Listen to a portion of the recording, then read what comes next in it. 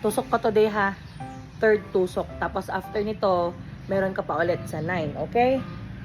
Di ko alam kung sasaya ba ako sa pinagsasabi nitong nanay ko o hindi. Pero ang alam ko lang, ilulook forward ko na yung sinasabi niyang pagkain at toys sa akin. Hindi ko lang din sure kung alin ba doon ang tutupadin niya. So far, itong pagkain na sinasabi niya ay natuloy naman. Kaya tinodo ko na ang pagtuturo ng mga donut dito. Kahit nga yung kapitbahay namin at yung aso ng kapitbahay namin ay feeling ko nabilhan ko na din. Pero alam niyo kung ano yung masakit? 10 pirasong munchkin lang ang binili nila sa akin. Talaga nga namang nakihati pa ang mamasaltik at dadasaltik sa akin. Kung naman yung natusukan, bakit pati sila kakain? Tapos bumili kami ng tubig sa grocery.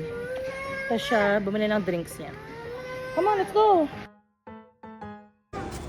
So, yung aming favorite na shawarma. And here's Ryu. Kumakain ng donut. With his Jisoo Life na fan. Give to Dada. Tama? Alam mo gusto mo. Gusto niya shawarma. So eto ako habang kumakain ng banana napapaisip kung ano ba ang pinagkaiba namin ni Twinnie. Parehas lang naman kaming kumakain ng banana. Nag-grocery na din pala kami. Umuha din ako ng maraming banana. Pero sure ako na hindi ko bibigyan niyang si Twinnie na yan. Pumunta din pala kami sa toy section kasi ipinangako ni Mama Saltik to. Pero oo nga naman, hindi niya sinabing bibilhin niya. Ang sabi niya pupunta lang.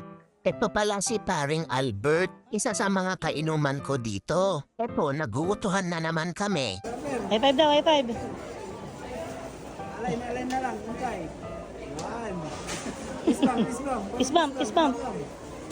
O diba, sabi ko sa inyo see you sa next kong video.